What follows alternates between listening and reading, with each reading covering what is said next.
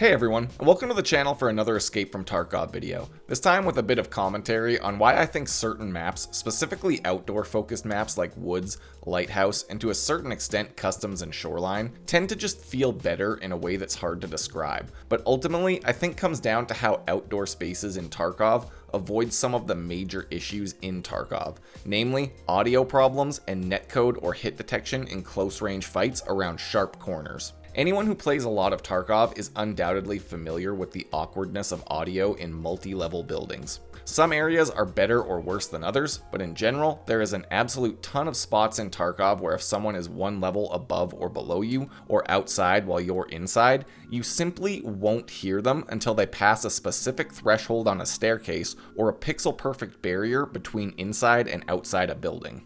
This leads to a lot of situations where players don't know that there's a threat creeping up behind them until it's too late, and it's one of the most demoralizing things in Tarkov to not even know that there was a 5-man squad 10 feet below you until they come hammering up the stairs and trap you in a corner. For the most part, the scenarios when audio does you dirty like this all have one thing in common: multi-level interior locations with staircases and audio dead zones between the floors. And coincidentally, on many maps, the best or even the only good loot spawns are stuck into these multi-level buildings, so that's just where everyone ends up going and ends up fighting and dying. Floors and stairs are the bane of Tarkov's audio system, and it's gotten to the point where a lot of players understand this well enough to actually be able to kind of abuse how the audio works, going up or down a level in a building to outflank people without making any audible noise, or sitting in a staircase at a specific spot where they can hear everyone but nobody can hear them. In a recent conversation with some viewers in my Twitch chat, someone made a pretty interesting point, saying that they've started to pretty much exclusively play outdoor maps like woods or stick to outdoor areas in places like custom, shoreline, and lighthouse, because out in these areas, audio is much less problematic since there aren't a bunch of arbitrary sound barriers that eliminate audio cues for one player or the other. After seeing this comment, it kind of sparked a light bulb moment for me, because I had never really thought about it in that way specifically, but it helped give some context to why fights in outdoor areas often feel more satisfying and less frustrating than the same old typical gunfights down long, narrow hallways in resort or dorms. Sure, there's still the issue of extended hearing range from the perception skill that can bring some audio issues back into the picture, but for the most part, the general situational awareness of two players is on a lot more even footing in an outdoor setting than it is during an indoor gunfight, which then allows both players to react more effectively, which means the fight is more interesting and engaging for both parties. To take this idea a step further, let's beat another dead horse and talk about netcode, and specifically how it affects the typical experience of fighting down those long, narrow corridors with sharp corners and awkward audio in places like the Shoreline Resort or in dorms. Tarkov's netcode is an inconsistent beast. Sometimes it feels fine depending on the server you play on, and sometimes you'll spend hours getting strafed on and shot dead by people who don't even appear around the corner until you're already dead, giving you no real counterplay besides a lucky pre-fire or a grenade. On top of that, players with elite strength and good game knowledge even understand how to effectively abuse Tarkov's netcode and use their increased movement speed to kind of outplay the server by reaching max speed before swinging the corner, giving them just a precious few frames where they essentially ghost around the corner and can kill you before your client even registered they were there in the first place. So what does that have to do with outdoor maps? Well, generally in outdoor maps, these situations have a far lower likelihood to even be encountered, because you're not fighting around those sharp 90-degree corners in tight hallways at close range, where even a couple frames worth of time is often enough to finish a fight. In outdoor encounters, players generally fight at longer ranges, which means there's a precious few extra seconds in the encounter for the server and client to catch up to each other, so both players are more likely to be seeing the same thing from both perspectives. On top of this, the outdoor setting also provides a lot more opportunity to reposition and actually be proactive when encountering other PMCs. In a fight at the top floor of the Shoreline Resort, it often ends up in a really lame stalemate where player A has themselves stuck in a room with no good way to leave because they didn't hear player B until they actually got to the top of the staircase, so they weren't able to prepare for the fight. And then player B is stuck swapping between one end of the hallway and the other, holding that door from different angles because they also don't want to push that door and run into a bad netcode problem on their end. In an outdoor fight, you have room to maneuver. You have trees and bushes to use as concealment.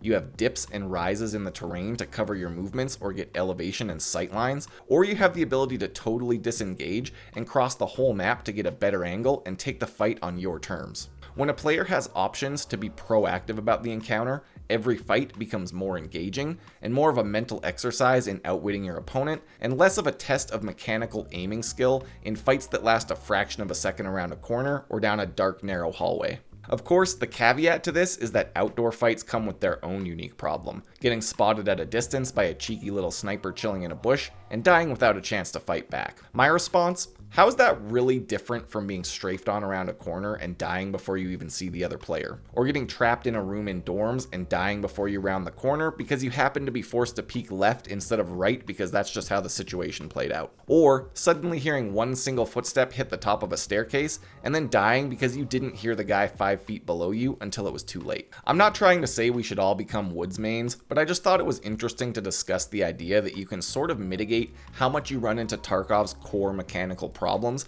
by simply touching grass Tarkov style and just avoiding the locations where the audio, netcode, and hit detection suffer the most. Now, unfortunately, it's just a fact that a lot of the best loot and quest locations are only found within these buildings that break Tarkov's core systems, and you simply can't completely avoid interacting with these areas. That being said, if you ever get frustrated after a few raids of the same old fights in the same old hallways, in the same old buildings, against the same old PMCs with the same old BP ammo on the same old right-hand peak corners, maybe take a few matches to get some sunshine, touch grass, and check out some woods, creep around Lighthouse, or head to Shoreline and Customs and just try to control the outdoor areas of the map and sort of marvel at how much better the game feels in areas where the audio works properly and netcode doesn't decide fights before they even happen. That's kind of the end of my ramblings for right now, so if I left myself enough time at the end of this script, I've got some gameplay on woods for the rest of this video, from a pretty nice raid where the thick boys were actually out playing on the map. I hope this video gives you something to think about, and I'd love to hear your opinions on this idea as well, so let me know what you think down in the comments. In any case, thanks for watching.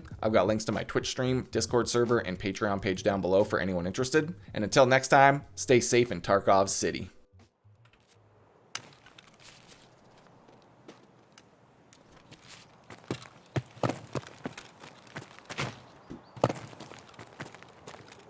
Did everybody else see that blue laser?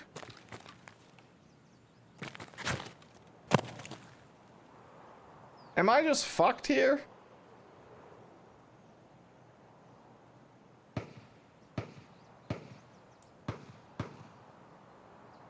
I don't hear anybody.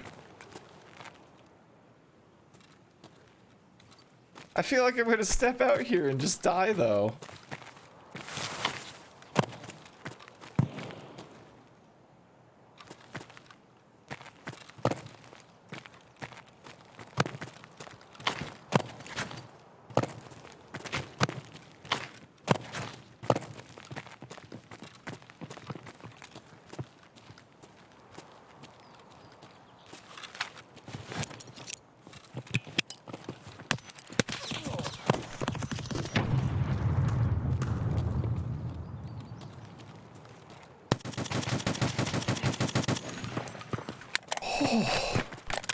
How'd this guy get up there so fast? Like, this is the first place I ran to off spawn.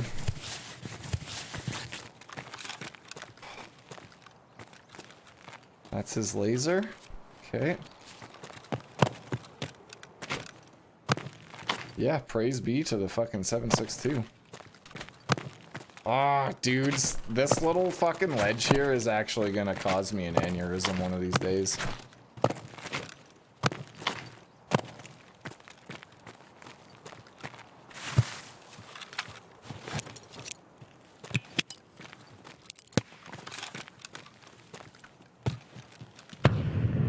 Dude, did I get two guys? Did my underhand fucking Vogue throw actually get this guy? Oh yeah, it did. Look at me go.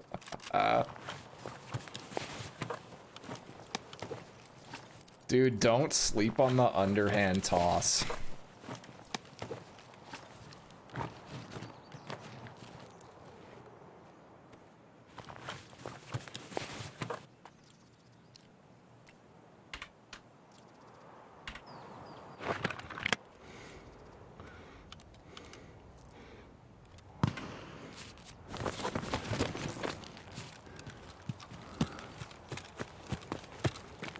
That M4 does have a purty mouth.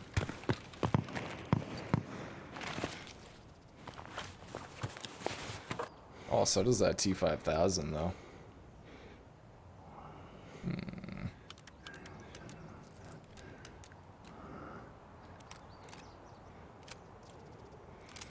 That grok though, that's pretty fugly.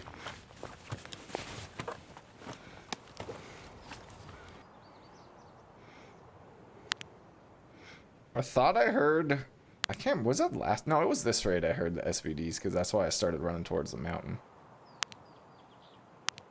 I wonder if these guys might have already killed Sturmy, though, from up here. Ooh. Ooh, that's a guard. That is definitely a guard.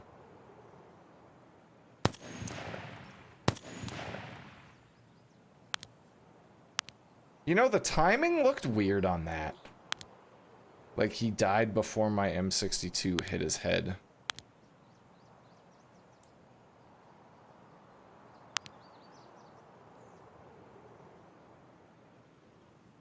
There's a dead scav.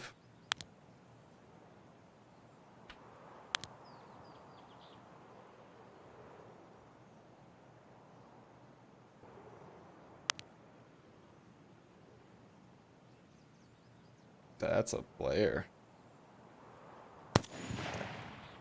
Was a player. Alright.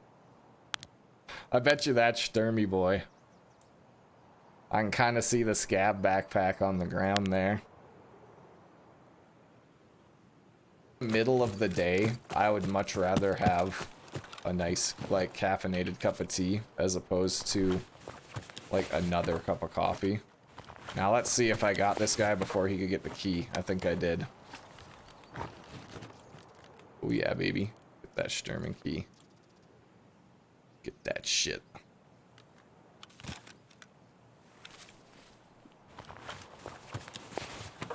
Level 62, eh? Hot diggity damn.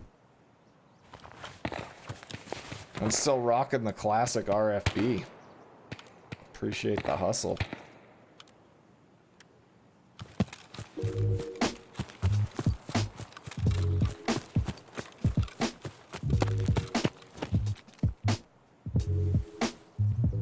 Okay.